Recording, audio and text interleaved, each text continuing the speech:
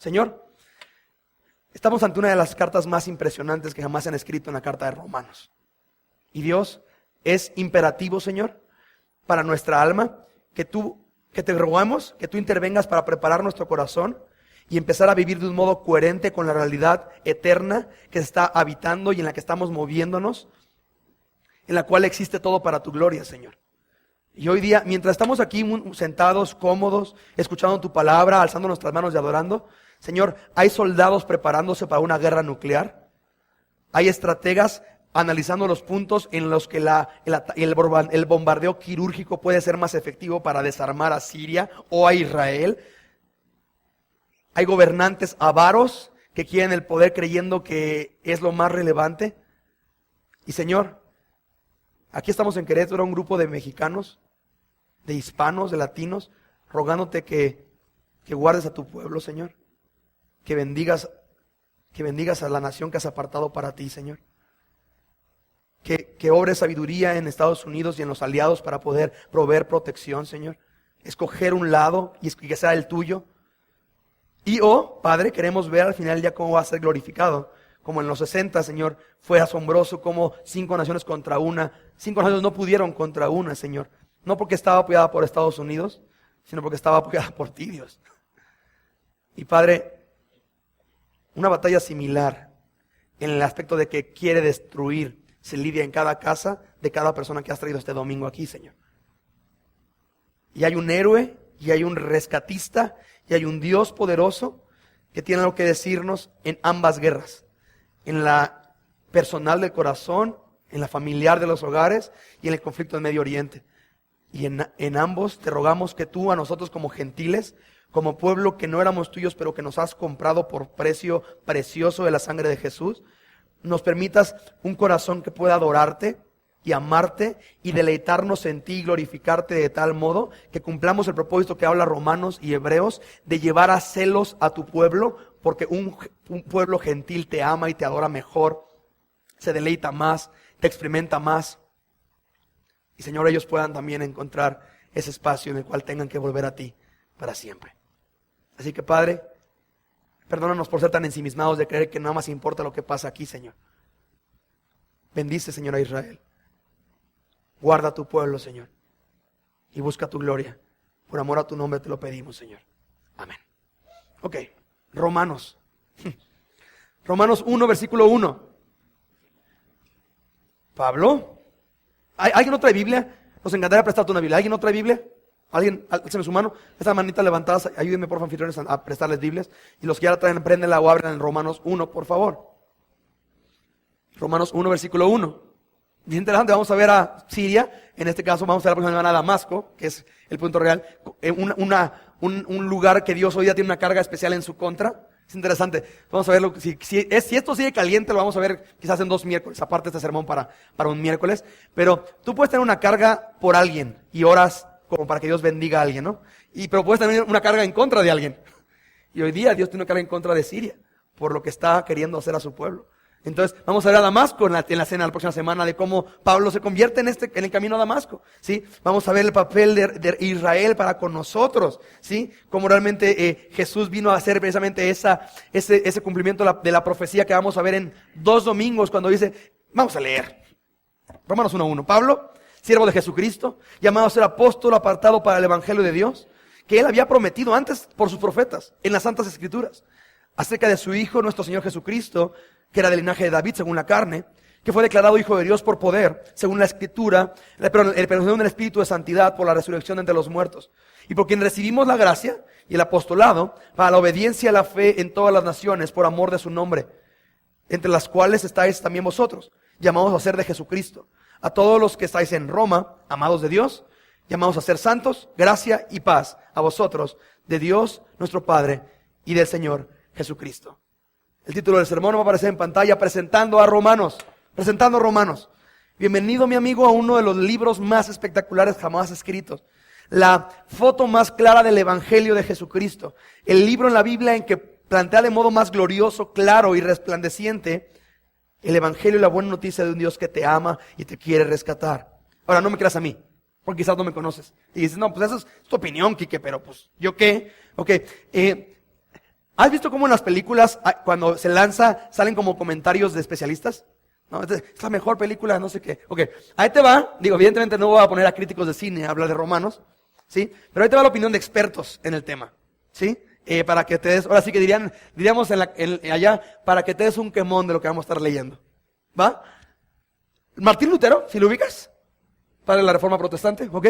Martín Lutero define y habla de Romanos así: es la parte más importante del Nuevo Testamento, el evangelio perfecto y puro. Es digno no solo de que cada cristiano lo sepa palabra por palabra de corazón, sino también para ocuparse en ello cada día como el pan diario del alma. Nunca podrá leerse demasiado o ser sobrevalorado. Entre más se trate con él, más precioso se vuelve y mucho más se sabe o se saborea. Es la personificación absoluta del evangelio. Siguiente.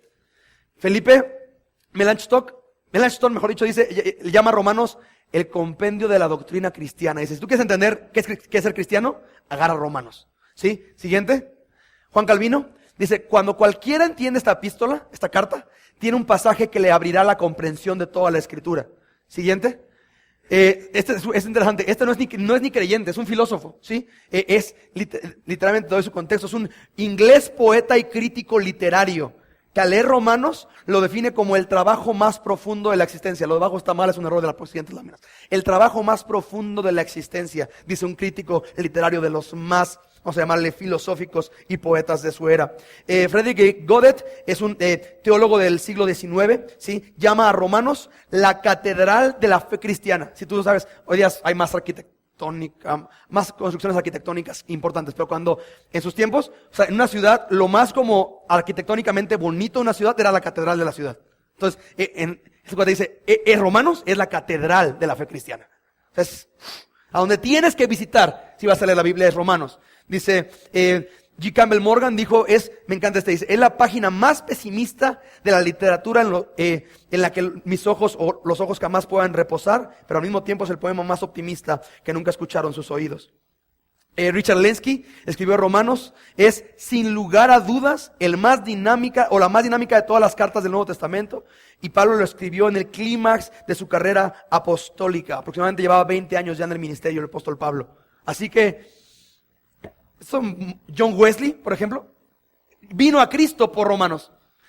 Martín Lutero, la historia quizás no la conoces, pero él era un sacerdote católico joven, llorando en el patio de un amigo, llorando porque en su incapacidad de poder ser libre del pecado, ¿sí? Y veía la santidad de Dios y él se frustraba y lloraba de siempre le quedo mal y siempre le fallo, y cómo puedo yo agradar a un Dios que es así, ¿sí? Llorando, y estaban unos niños jugando un juego que se llama Ten y Lee.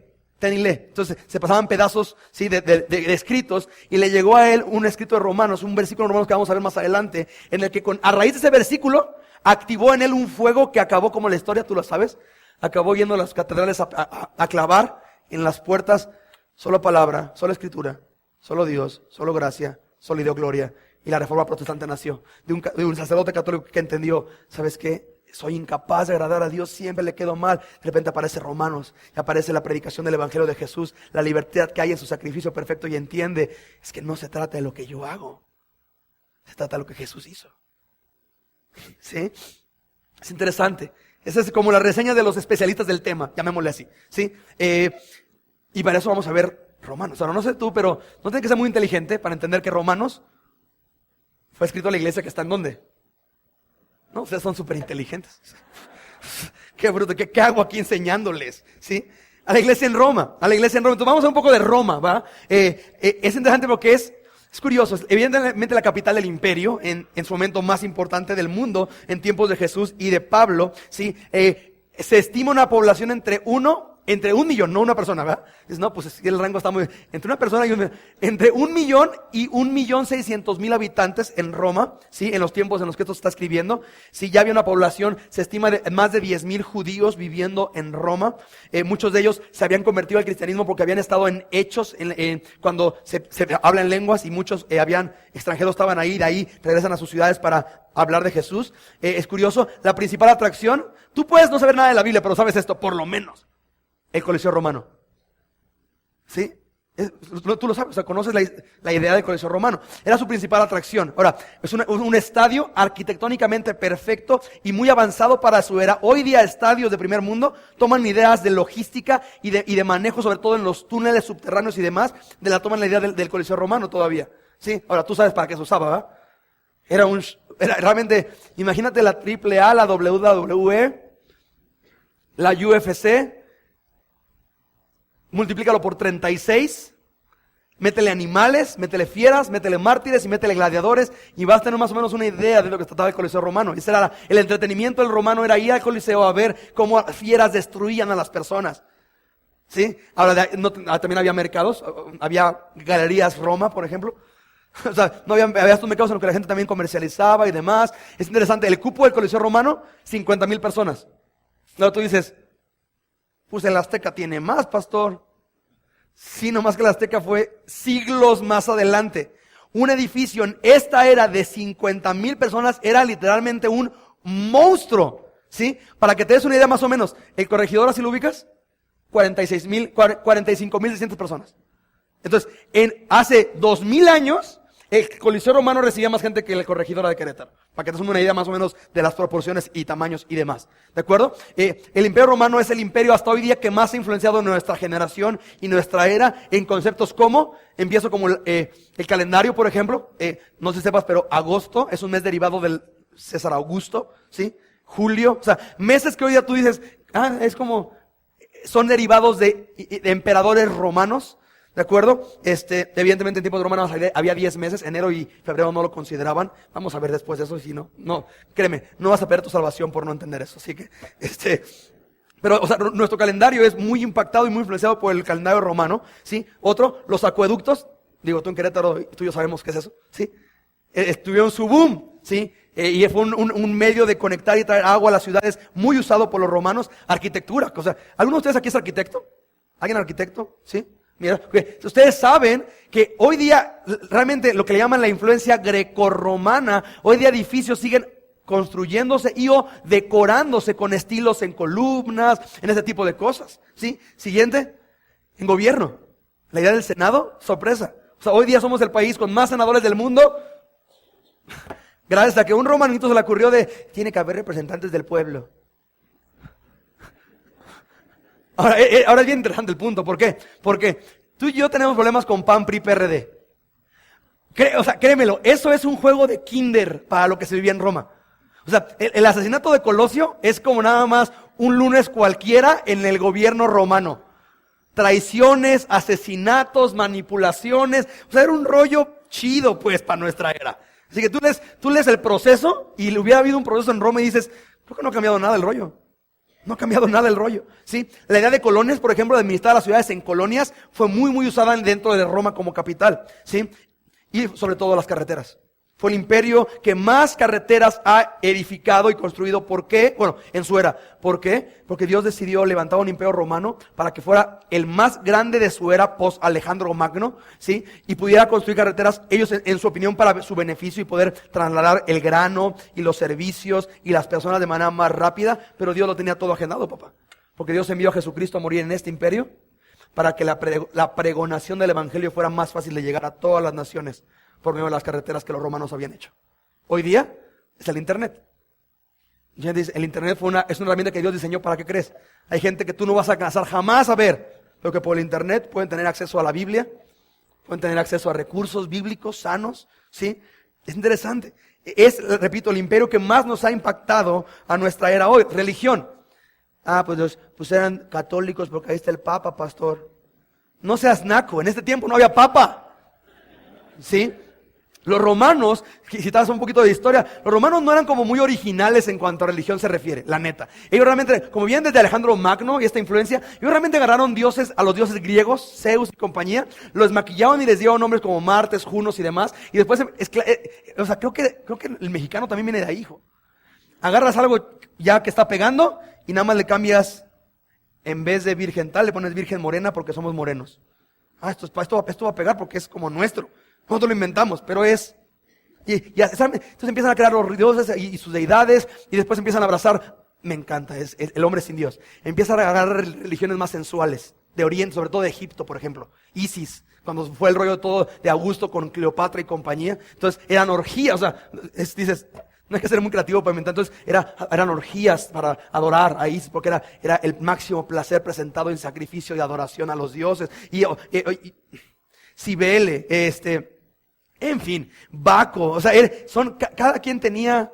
Tú haces un pacto con un dios, le fallabas, presentabas ofrenda a otro dios, que era como el subdelegado de ese dios para que metiera mano, hiciera palancas, entonces te perdonara. Después, era una fiesta impresionante de dioses, ¿sí? Mitra y compañía. Pero ¿qué es lo que pasa? Cuando tú eres así y no adoras al Dios verdadero, ¿qué acabas haciendo? Yo quiero ser Dios. Pues ya todos son Dios, pues yo también quiero ser Dios. Entonces, ¿qué crees que hacían los Césares? Los Césares se promulgaban y obligaban a la gente a que les tratara como deidades. Entonces, por ejemplo, César, el primer César que hubo, literalmente es una onda como ir a la catedral y sobornar a los sacerdotes para que te impongan manos y toda una ceremonia para que te presenten como Dios y deidad ante Roma. Y dices, órale, pastor, pero eso es como en aquellos tiempos, ahorita eso ya no pega. Bueno, el más reciente se llama Juan Pablo II, que por conveniencia personal de algunos, financiera de otros, política de otros y de poder de otros, vamos a levantarlo como deidad y que la gente lo adore. De verdad, ¿qué tan creativo eres, Pero es el punto. Ya que esto no, entonces yo quiero ser Dios, ¿sí? Nerón, el emperador más enfermo que ha habido en Roma, o que hubo en Roma, mejor dicho. Un cuate fue el primer rey que usó una corona con los rayos, como símbolo, si sabes, un poquito de Zeus, ¿sí? Y después del rey Sol, como promulgando que su corona hacía evidente a todos que él era Dios. Y tenía que ser tratado como tal. El cuate, en su enfermedad, en su psicosis, incendió Roma. Y se subió a su palco, mientras tocaba su instrumento, a ver cómo Roma ardía. Y como él no podía recibir la culpa, ¿a quién es que le echó la culpa? A los negros y a los cristianos. Entonces, ¿qué es lo que hacía? Empezó la persecución contra negros y cristianos. Es más, Pablo, vamos a ver ahorita, llega a Roma por cortesía de Nerón. Porque lo arrestan y lo traen, así que él no tuvo que pagar viáticos. Roma pagó sus viáticos.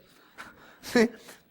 Y lo mandan a Nerón. Y lo que hacía Nerón en su roca, que ustedes los cristianos y los negros son los causantes de que Roma haya, etcétera, etcétera, etcétera. Muchos dicen que era un rollo enfermo nada más para ampliar sus castillos y demás.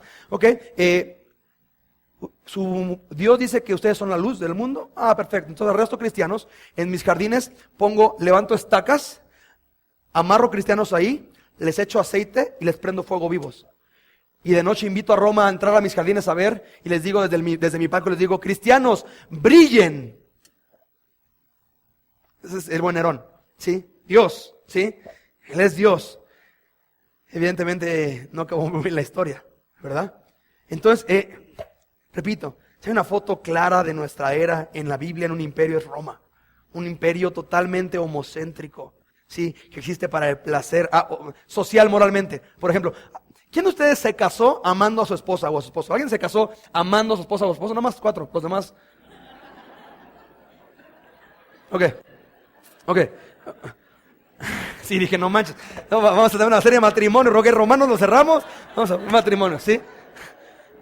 Es curioso el punto. Chécate lo que pasa. En Roma, casarte por amor era una ridiculez. O sea, era un sueño guajiro de mal viaje de cuento de Disney romano.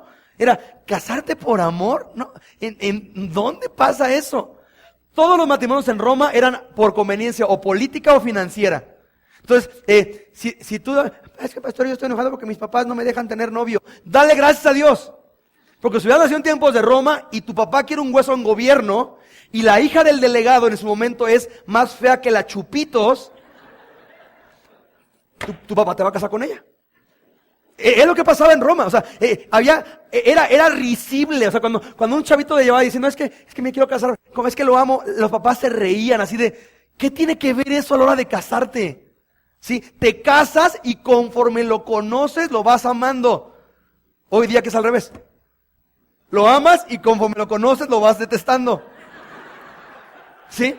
Pero era así, era risible la idea de casarse por amor. Otra cosa, era sumamente popular, a pesar que era clandestino, el homosexualismo y el bisexualismo.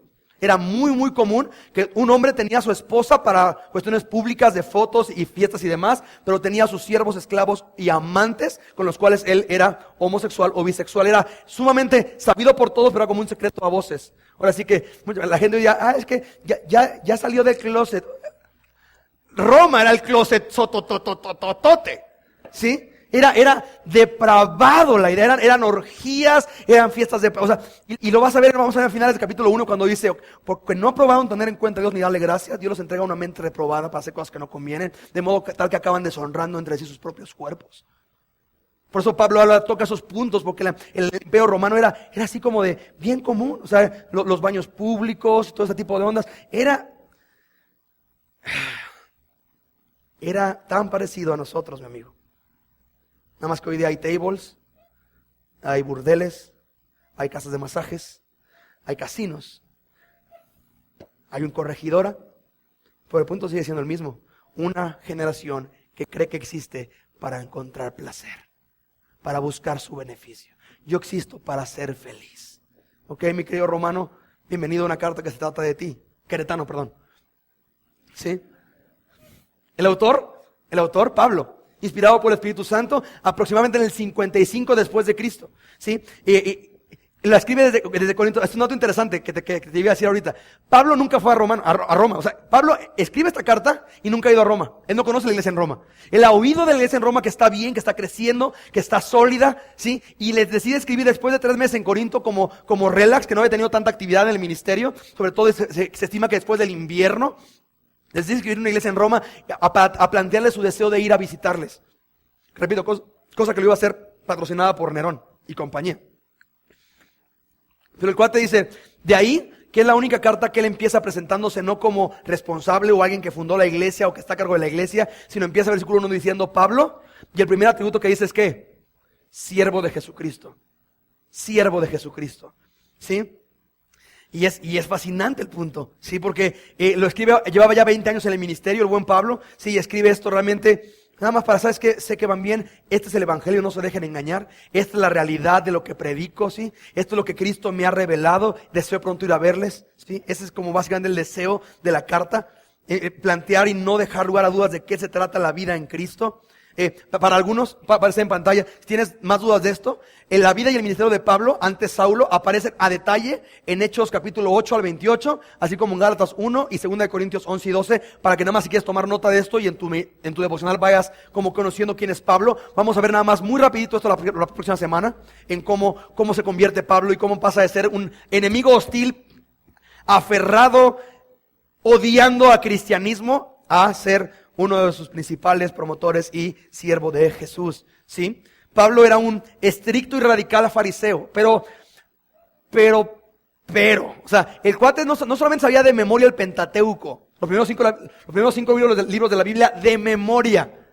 Si te pregunto qué versículo te has aprendido este mes, no tienes ni uno.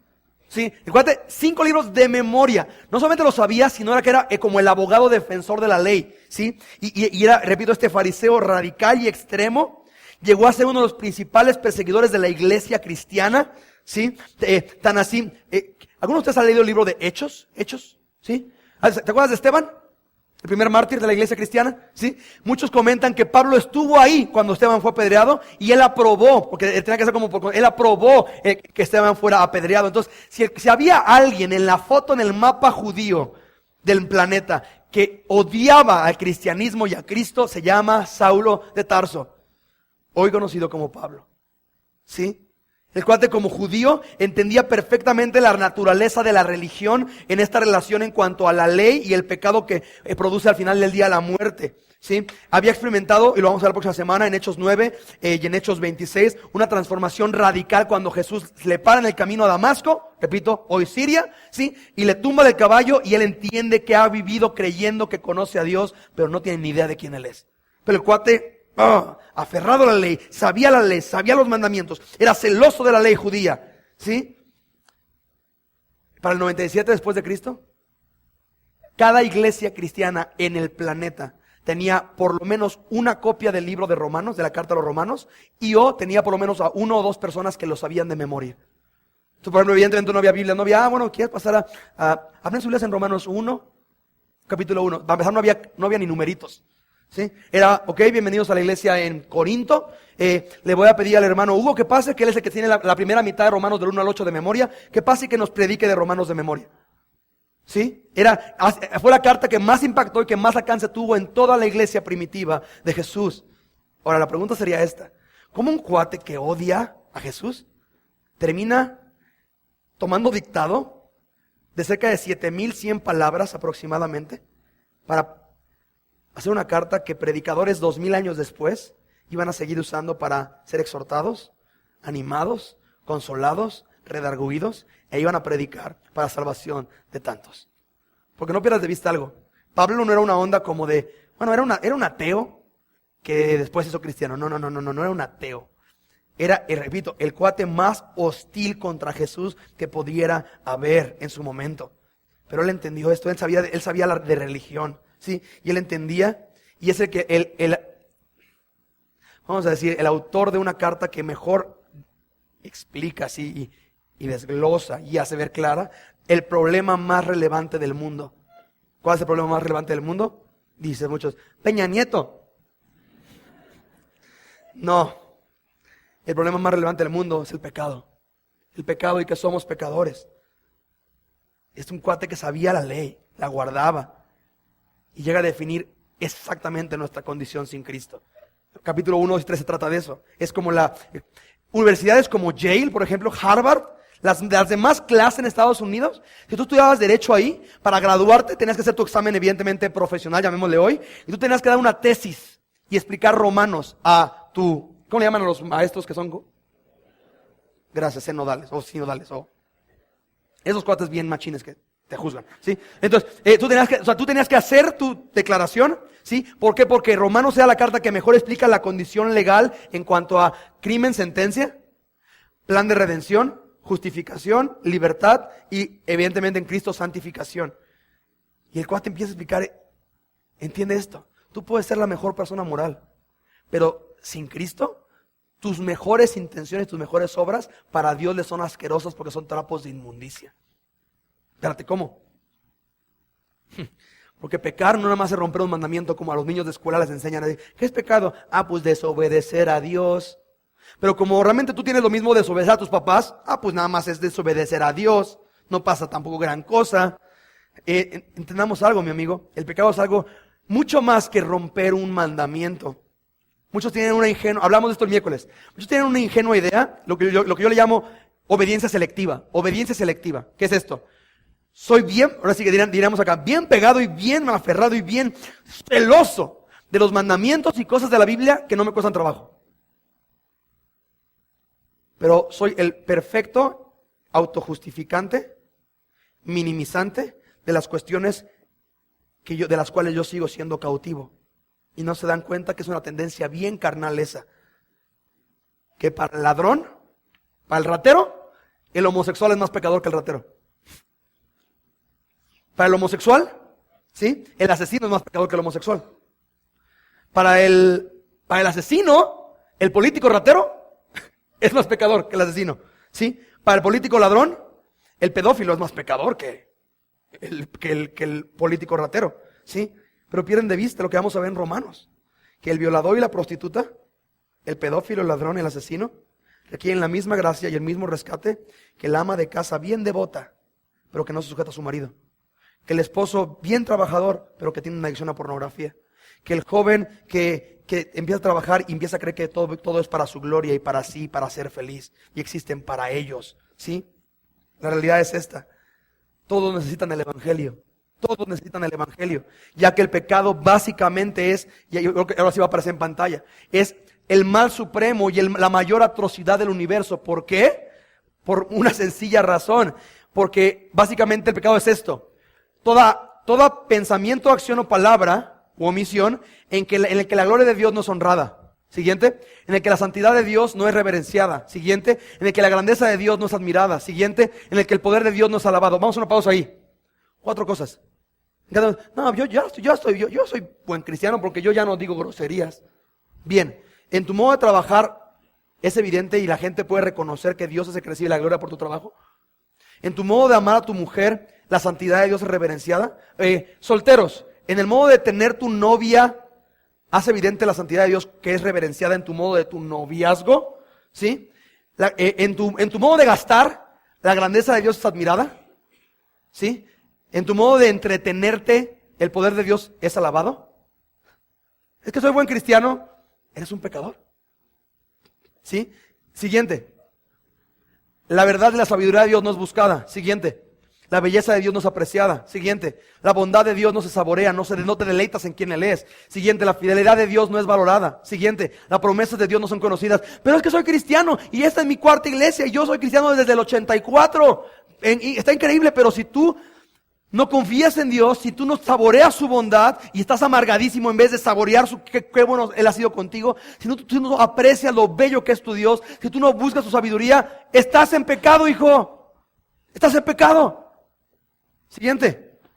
Los mandamientos de Dios no son obedecidos. Siguiente. No se respeta la justicia de Dios. Siguiente. La ira de Dios no es temida. Siguiente. La gracia de Dios no es atesorada. Siguiente. La presencia de Dios no es apreciada ni buscada. Siguiente. La persona de Dios no es amada. ¿Entiendes esto? Bajo este marco, mi amigo, legal, todos somos pecadores. Y todos estamos mereciendo justamente el justo juicio de Dios y su ira sobre nuestras vidas porque hemos menospreciado quién Él es, le hemos dado la espalda y básicamente cada acción, aun por buena que sea, es un escupitajo en su cara. ¿Está muy fuerte eso? Pero yo ayudo a los pobres, ¿lo haces para la gloria de Dios? No, para callar mi conciencia, para como equiparar mis obras malas y obras buenas, para como ayudar a la comunidad. Bueno, si no lo haces para la gloria de Dios, estás pecando contra eso. ¿Sí? Y el punto es claro. El problema es, capítulo 1, 21 de Romanos. Vamos a agarrar desde el 18, vamos a verlo a detalle, no te preocupes. Del 18 en adelante contesta una de las preguntas más ñoñas por los cristianos o por los ateos o los cristianos neófitos, que es esta. Pero pastor, así me dice, pastor, ¿qué va a pasar con los negritos en África que no tienen una Biblia y no les ha predicado nada del Evangelio? ¿Se van a ir al infierno? Capítulo 1, 18 al 32. Voy a dedicar un sermón para contestar tu pregunta. Así que literalmente voy a dar un sermón para ti. Te tienes que sentir muy especial y eso tiene que ayudar a tu autoestima. ¿Sí? Pero el punto es este. Chécate lo que dice. Vamos a ver a detalle. No te enganches en esto. Lo vamos a ver a detalle cuando lleguemos a esto, muy probablemente en un mes. Dice, porque la ira de Dios, versículo 18. Vamos a ver desde el 18 para dar el contexto. La ira de Dios se revela desde el cielo contra toda impiedad y injusticia de los hombres que detienen con injusticia la verdad. Porque lo que de Dios se conoce, les es manifiesto. Pues Dios se los manifestó. Dices, ¿cómo? Versículo 20. Porque las cosas invisibles de Él, su eterno poder y deidad, se hacen claramente visibles desde la creación del mundo, siendo entendidas por medio de las cosas hechas, de modo que ¿qué? Es decir, tú puedes jamás haber leído una Biblia, jamás ido a una iglesia cristiana, jamás escuchado el nombre de Jesús, pero al simple hecho de ver la creación, tienes que entender que hay algo por encima de ti, que tú no eres el que controla, coordina y maneja y manipula todo. O sea, el que Dios es poderoso, tú no requieres leer la Biblia para saber que Dios es poderoso. Tú ves un huracán y entiendes que hay algo por encima que es mucho más poderoso que tú. Que Dios es bueno, tú no requieres leer la Biblia para saber que Dios es bueno. ¿Alguno de ustedes tiene flores en su casa? Ok, el que salgan en tu casa es una muestra de la bondad de Dios. El que tú puedas abrir los ojos y hacer esto es una muestra de la bondad de Dios. Porque no sé si te has puesto atención a esto, pero tú no merecerías ya poder hacer eso. O sea, si fuera por tus obras, tú no merecerías siquiera, o sea, tú tendrías que hacer, y que Dios nada más hiciera esto a tus pulmones, arrancar el aliento, y que te dé un paro cardiorrespiratorio sin necesidad del gas sarín. Que Dios es bueno, no requiere de la Biblia para saber que Dios es bueno. Entonces dice, el primer mecanismo es entendiendo que hay algo por encima de ti. Lo que de Dios entiendes, que es poderoso, que es más grande que tú, que Él coordina todo, que Él es perfecto, que Él hace las cosas, ¿sí? Dice, versículo 21, pues habiendo conocido a Dios, eso, a pesar de conocer aunque sea eso, dice, no le glorificaron como a Dios, ni le dieron gracias, sino que ¿qué? Envanecieron en sus razonamientos y su necio corazón fue entenebrecido. Dice, profesando ser sabios, se hicieron ¿qué? Necios.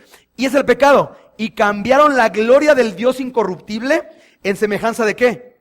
de imagen de hombre corruptible, de aves, de cuadrúpedos y de reptiles. Entonces, en vez de vivir para glorificar a Dios, empiezo a glorificarme a mí, a buscar mi gloria, mi bienestar, yo ser exaltado, yo ser reconocido, yo soy el fin último de la creación de Dios y Dios existe para que yo sea feliz. No. ¿Sí?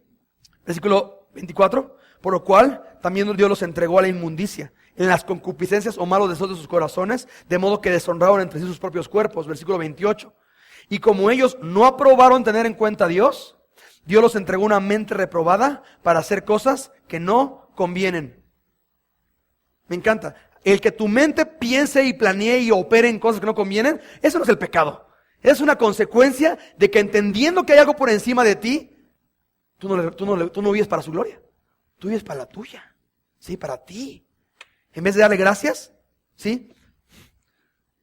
Tú no le das gracias a Dios. Hablaba el miércoles de mi barbero con el que le prediqué el martes. Y le decía, no, es que yo soy amo a Diosito. Mira, pues tú puedes decir que amas a Diosito, pero la Biblia dice que si tú no vives para su gloria, estás en pecado. Y por eso tengo un problema con esa generación de cristianos, lo voy a decir así, de cristianos estúpidos, que se enfrascan en discusiones de temas tan irrelevantes como, pastor, ¿es pecado ir al cine? Pastor, ¿es pecado hacerse tatuajes? Pastor, ¿es pecado ver las novelas? ¿Existe para la gloria de Dios? Sí. Entonces el cine es irrelevante, porque tú hoy día estás en pecado, porque tú vas o no vas, y no lo haces para la gloria de Dios, lo haces para ti. Es que ya no digo groserías, o que lo haces para la gloria de Dios, no porque, pues, moralmente no está bien decir groserías. O sea, tú no decir groserías es pecado. Es que yo ya, porque vengo del son de Dios me ha hablado y ya no veo pornografía en internet. Porque ya haces eso para la gloria de Dios.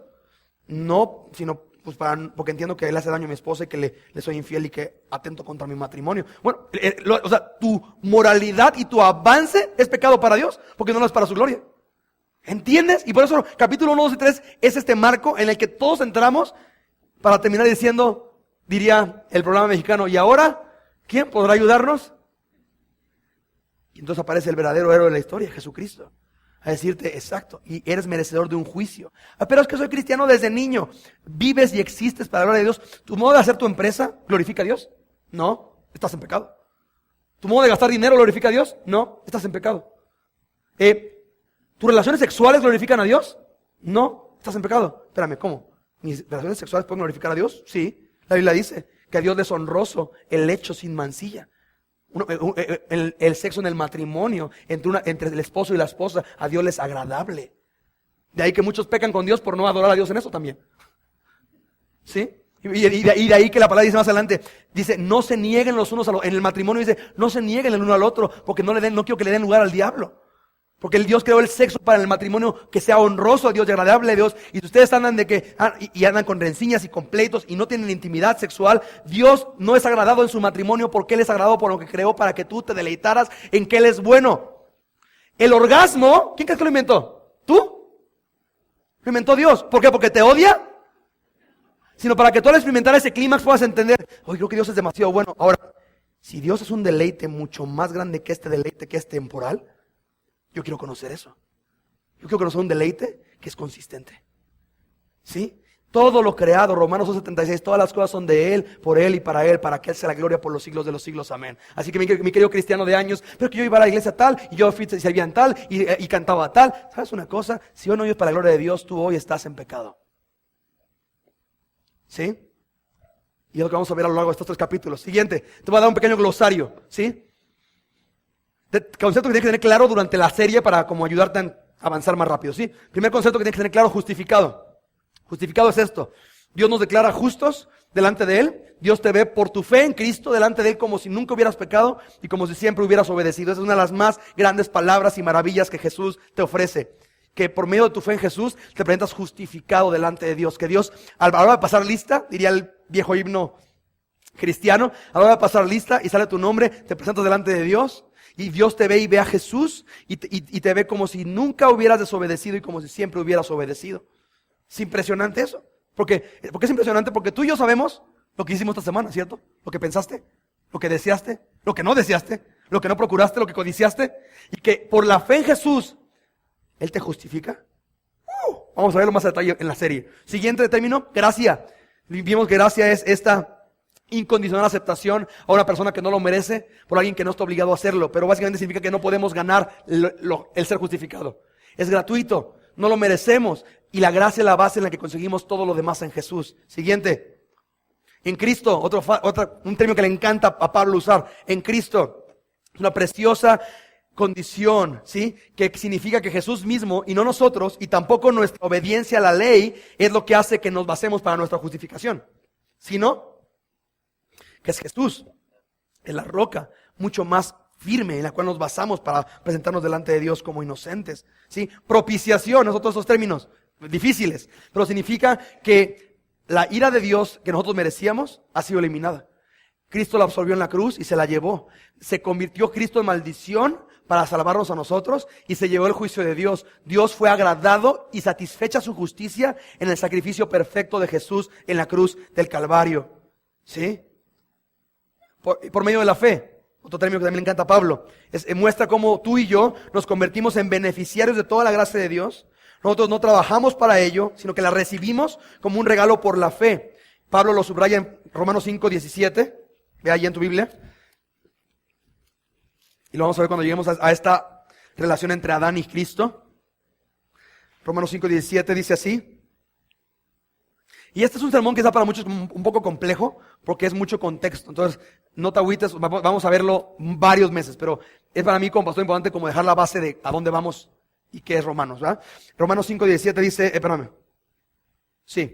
dice, pues si por la transgresión de uno solo reinó la muerte, de Adán evidentemente, mucho más reinarán en vida por uno solo, Jesucristo, los que reciben la ¿qué? La abundancia de la gracia y el ¿qué? El don de la justicia. Es interesante, recibe la abundancia de la gracia y el regalo de la justicia. Es decir, Dios te otorga eso, por haber creído en que alguien pagó tu deuda, para que tú tengas dos conceptos claros. Primero, justificación. Segundo, santificación. ¿Ok? Justificación es la solución. ¿Alguno de ustedes es abogado? ¿Aquí alguien es abogado o estudió leyes? ¿Alguien? ¿Uno? Ok, en el primer servicio había más. Ok. Esto para ti va a ser muy importante. ¿Por qué? Porque es esto, que hay problema legal que estás condenado. Separado de Dios, eres justo merecedor de la ira de Dios por tu pecado, porque conociendo a Dios no le glorificas ni le das gracias, sino que te vuelves la espalda y cada acción es una ofensa contra Él porque no lo haces para su gloria. Bien. Pero Jesús vino a rescatarte. Entonces, tu condición legal ya no es condenado, ahora es justificado. Entonces, delante de Dios ya no recibes su ira, ahora recibes su gracia y una esperanza de una santificación, que es la solución a lo funcional. Porque uno es cambiar mi condición. Por ejemplo, si tú has estado en prisión y sales de prisión, lo más común, generalmente sin Jesús, es volver a hacer aquello por lo cual te metieron a la cárcel. De ahí que entra la santificación de Dios, que es esta condición que Dios empieza a operar en tu corazón para que empieces a vivir y a funcionar de un modo diferente, haciendo evidente que ya eres justificado. ¿Qué es la religión? La religión es al revés. La religión es échale ganas para salir de tu bronca legal, para que ya no seas mala persona, sino que ahora seas buena persona, para que ya no seas una persona inmoral, sino ahora seas una persona moral, ¿sí? Y entonces arregla lo funcional para que arregles tu condición legal. Cristo dice, no, tú no acabas de entender. No hay nada, creo que lo puse en pantalla eso. No hay nada, es la tonta idea que se nombra, voy a ser mejor, voy a echarle ganas, y mira, voy a arreglar esto y ya. Mi propósito del 2013 es ser mejor papá. Bueno, en la Biblia no dice ser mejor papá, dice ser un papá, según Romanos, que glorifica a Dios. Entonces no hay mejor papá. Tu modo de ser mamá glorifica a Dios o no, punto. Si no, estás en pecado con mamá. ¿Sí? Entonces no hay nada que puedas hacer o progreso que puedas alcanzar cambiando tu forma de hacer las cosas. Necesitas, evidentemente para ser libre de la ira de Dios por tu pecado, necesitas cambiar de lado al suyo y no mejorar en el tuyo. Dices, no, yo voy a echarle ganas, ya voy a dejar de hacer esto y ya no voy a hacer esto, ya no voy a hacer esto, entonces ya voy a ser buen cristiano. ¿Sí entiendes que no hay buenos cristianos o malos cristianos, verdad? O estás en Cristo o estás fuera de Cristo. Punto. Pero, ¿cómo lo sé? Es muy sencillo. ¿Cómo sabes que un naranjo es naranjo? Por su fruto, ¿verdad? Por eso me encanta porque muchos, sobre todo los jóvenes que son cristianos y que agarran pedacitos de versículos para justificar su inmoralidad. Pero pues Dios conoce mi corazón y empiezan a dejar este tipo de estupideces, ¿no? Y yo hice una oración cuando tenía como 8 años y me bauticé a los 9 y me vas a venir a mí a decir que no soy cristiano. Sí, yo he estado en más iglesias que tú. Bueno, mira, conozco a alguien que ha estado en más iglesias que tú, se llama Satanás. Y no es cristiano. ¿Sí? Entonces el punto es este. O sea, no es, sí, voy a echar ganas y ya voy a ser buena persona. No, requieres cambiar a su lado. Estar ya con Él. ¿Sí? Estar en Cristo. Ahora, ¿cómo es posible que alguien que odia a Jesús puede entender, vivir y poder replicar y exponer esto de manera tan coherente? De eso habla Romanos 1:1. Pablo, siervo de Jesucristo. Lo vamos a ver a detalle la próxima semana, me encanta esto. Pablo tiene todo el derecho, créemelo. Todo el derecho de ella. Como cuando él tenía autoridad en la iglesia de decirles, Pablo, apóstol de Jesucristo. Pero a Romanos, su principal credencial que usa, ¿cuál es? Siervo de Jesucristo. ¿Cuál es la tuya? ¿Cuál es tu principal credencial para presentarte delante de Dios y de su iglesia? Juan Pérez, primer anciano de la iglesia presbiteriana de Querétaro, del 74 al 82. Líder de alabanza de la iglesia Panchita de Querétaro, del 78 a... Esto soy yo, pastor.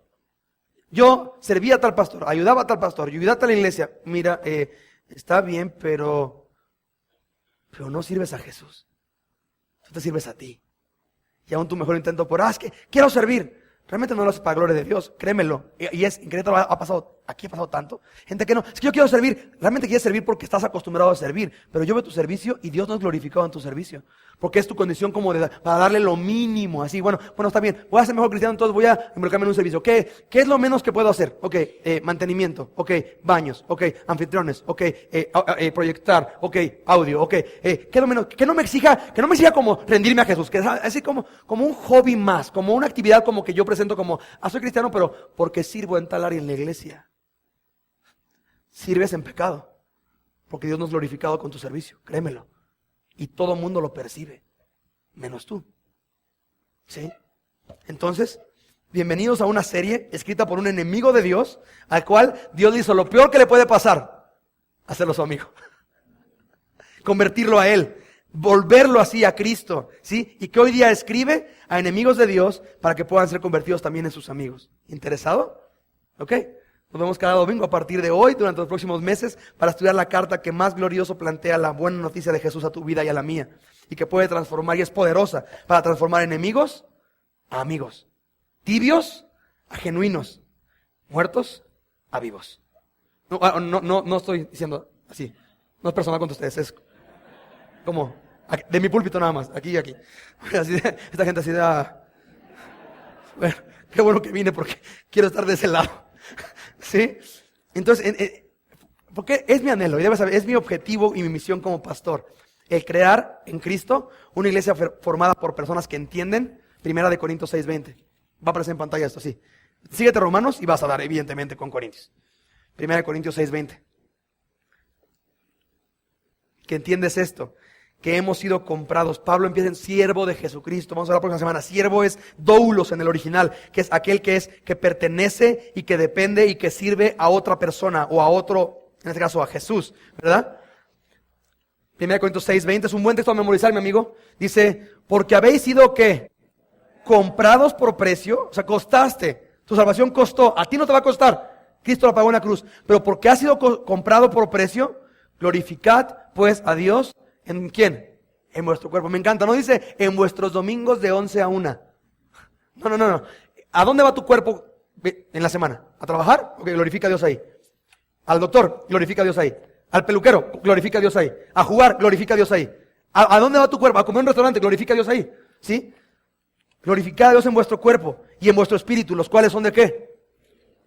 Una pregunta. ¿Ya entendiste que le perteneces a Él? O mejor dicho, ¿ya le perteneces a Él? Sí, amén. Ok, ¿me permitirás caminar una semana contigo? Y ver tu vida, y ver cómo tratas a tu esposa, ver cómo educas a tus hijos, ver qué ves en televisión, ver qué ves en internet, ver cómo gastas tu dinero, y entonces realmente ver si tu vida le pertenece a Jesús. yo te invito a la mía. Es más, mucho, y te invito, lo vimos la semana pasada, sé la iglesia. Amigos me conocen, han ido a la casa. Realmente, el punto es este. ¿Tu vida le pertenece a Cristo? No estoy diciendo, eres cristiano. Ya quiero redimir ese concepto de cristiano por religión.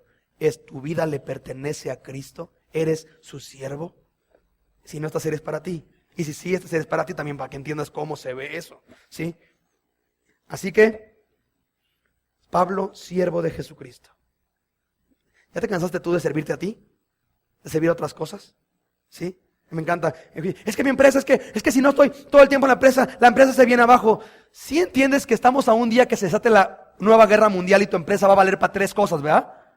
¿Sí entiendes eso, cierto? Porque si tu empresa hoy no glorifica a Dios porque tú evidentemente amas a tu empresa más que a Jesús, ¿sí entiendes que en 100 años tu empresa, Torres y Torres, Auditores y Consultores, empresa familiar de mi papá, tu empresa con tu apellido o con tu nombre o con el negocio que tú hayas abierto, ¿sí entiendes que en 100 años no va a existir, verdad? Pero hoy día te roba la función que tienes de glorificar a Dios en todo lo que haces. Y ¿sabes una cosa? Se llama idolatría y también es pecado. Así que, ¿ya te cansaste de servir a otras cosas? Aún el piadoso, repito, aún el piadoso que es devoto y viene a la iglesia y sirve, a veces puede estar pecando porque se sirve así, no a Dios, ¿sí? Hay siervo de Jesús, Dios está invitando, hay un amo en el universo. Hay un dueño del universo que compró tu vida con sangre preciosa de su Hijo derramada en una cruz en el Calvario. Para que tú entiendas y puedas vivir una vida funcional, no echándole ganas, sino entendiendo quién eres y eso afectando lo que haces. Y de eso se trata Romanos. ¿Te late? ¿Me acompañas? Vamos a orar. Señor, gracias Dios, porque eres bueno. Gracias porque eres paciente. Y yo sé, porque yo fui 10 o 12 años, que hay aquí personas cristianas de título que no son siervos de Jesús, lo cual es una vergonzosa incongruencia. Y gracias por una carta dedicada a una iglesia que habitaba en un imperio que no es muy diferente al nuestro en cuanto a gustos, deleites y prioridades. De modo tal que podemos conocer a un hombre llamado Pablo, que pasó de ser tu enemigo a ser tu siervo, Dios.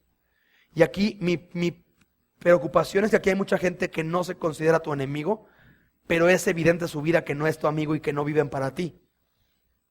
Y gracias porque no le está diciendo, échenle ganas, mejoren sus acciones, ya no sean malas personas. Le está diciendo, arrepiéntanse, vuélvanse a mí, dice la palabra. Vuélvanse a Dios, el cual tendrá de él misericordia, al Dios nuestro, el cual es amplio en perdonar. Y Señor, vamos a conocer en esta carta la más gloriosa evidencia y foto de lo que costamos. De modo que es mi oración que puedas quebrantar al tibio para hacerlo arder para ti.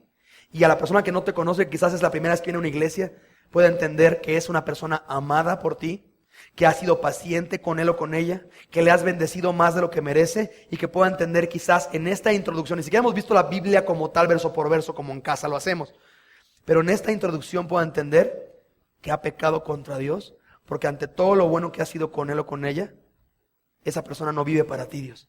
Y quizás este es el día en que entiende que Jesús murió en la cruz por ese pecado. Y pueda venir a ti y adorarte y vivir de un modo que tú eres digno de que existamos. Así que, Señor, escucha la oración de cada uno, Dios, y recibe nuestra adoración de un pueblo que quiere ser formado por siervos de Jesús, no por religiosos patéticos, incongruentes e hipócritas, sino por siervos de Jesús, y que busquen tu gloria en cada hora, en cada oportunidad que haya allá afuera. Escúchanos, Señor, por favor, y ten misericordia de tu pueblo, en el nombre de Jesús. Amén.